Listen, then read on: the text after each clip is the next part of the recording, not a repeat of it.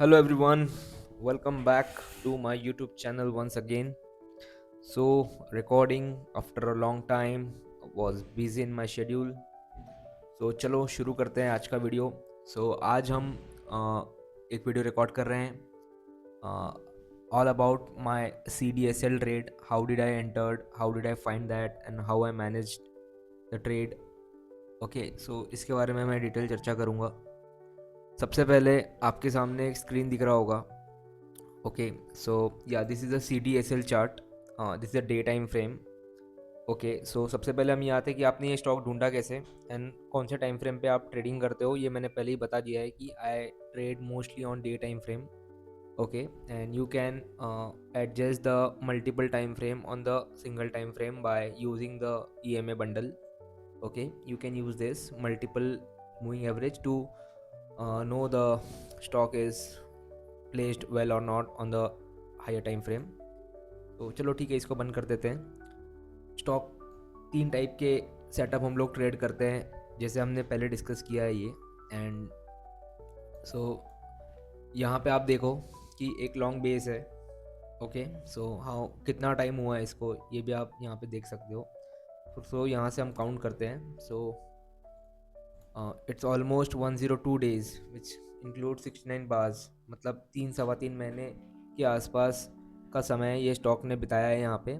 और जो आपको बैकग्राउंड में दिख रहा है रेड और grey, that is a patch of the index benchmark which replicates the bullish and bearish of the markets. Okay so 102 दिन इसने बिताए हैं. और ये स्टॉक कैसा रिएक्ट कर रहा है, सबसे पहले हम ये स्टडी कर रहे हैं.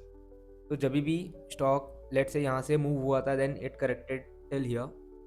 यहाँ से फिर वापस ऊपर जाने की कोशिश करता है, फिर गिर जाता है. फिर वापस ऊपर जाने की कोशिश करता है, फिर गिर जाता है.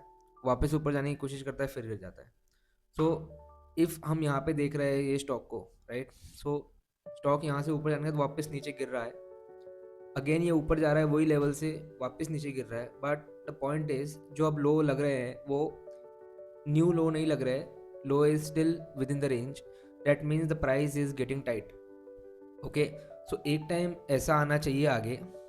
समझिए, चार्ट नहीं बनाया अभी, तो एक टाइम ऐसा आना चाहिए जहाँ पे ये सेलिंग फोर्स है ये कम हो जाए. इफ़ ऐसा कुछ हमें देखने मिलता है, then that's the time we are spotting the chart. Now यहाँ पे आप देखो कि अगेन यहाँ पे प्राइस मूव हुआ, but the benchmark is red, so that's why the stock is getting down. And again it is clearing the highs. Now अब यहाँ पे हम लोग एंट्री कैसे प्लान करते हैं.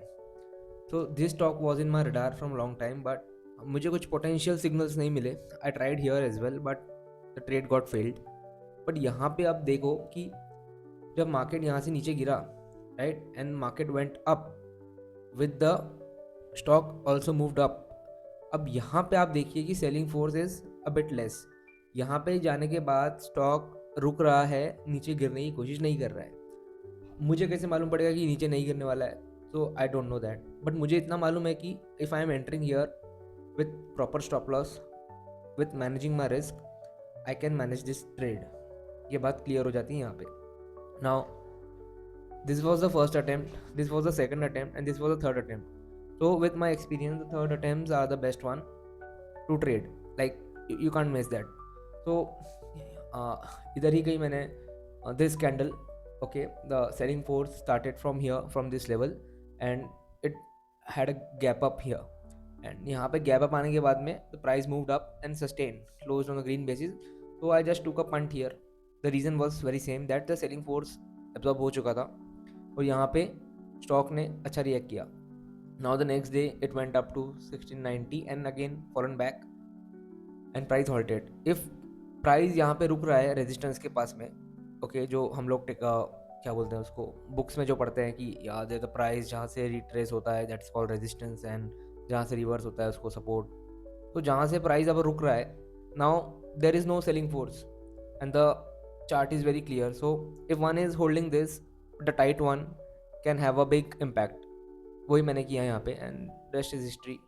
The same I have posted on Twitter, you can check that out on 1620, and took my exit here because back to back 4 days green for me. This is on a big size. This helps me to take a quick exit.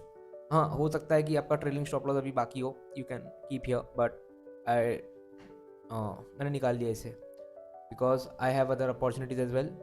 So this was the trade I was looking for, and this is the chart I trade. Basically, I trade three setup, like a pre-breakout setup, a breakout pullback setup, and a momentum setup. So this comes under the pre-breakout setup, कि breakout के पहले ही, but the psychology remains the same for majority of the case, and I look such things. The selling force is the most important, and the time it has spent is more important for me. Yeah, that's it. We'll catch you in the next video. Hope you like this one. Thank you so much.